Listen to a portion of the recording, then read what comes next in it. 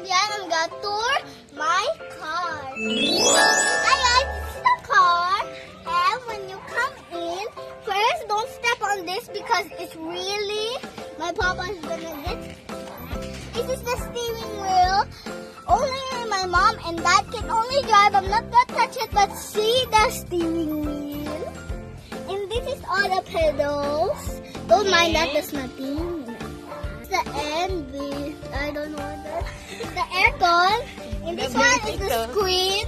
Where meron din camera. Doon sa likod, pwede na natin ikutin doon sa end. Yun pa nakalimutan mo. Ito, yung mga buttons na gagamitin sa malano. Tapos na-realize nyo to sa steering wheel. Sa music yan. Dito, pag nag-music kami, sa drive. Ito yung dito na kaya. Yan. Air vents. Tapos, ikutin natin sa likod bago. Ito.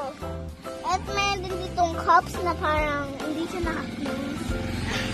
Pang Okay, Starbucks. so let's get down. Namutin ko na makalimutan. Ito, lahat kay Daddy yan. Parang doon lang sa likod, bubuksan niya yan. Pang ever, walang aircon. Okay. Second, huwag mo lang in-mind yung mess. That's just a little mess. But, ito yung likod. Kita ko? Careful. Ito yung likod. Nandito sa harapan, tinul na natin. Tapos ito yung likod. May mga mess dito pero dito yung air vent. Tapos pwede ko din buksan sa front. Okay. Close. Tapos ito yung pang handle niya doon sa door. Ito ganun o. Woo! Ganun yun. So, nandito itong mga seatbelt. Na-cover lang to kasi wala pang cover ito. Tapos nakikita nyo, ayan lights na yan. Pipindutin mo pang ayaw mo na. Ganyan. So, ito, parang siyang bitos-bitos dito. Kasi, yung design, yun, guys. Tapos, yung window, pa-open, dito sa harapan, parang ever, hindi ko kaya i-open. Tapos, nalalak din yung daddy ko doon sa harapan.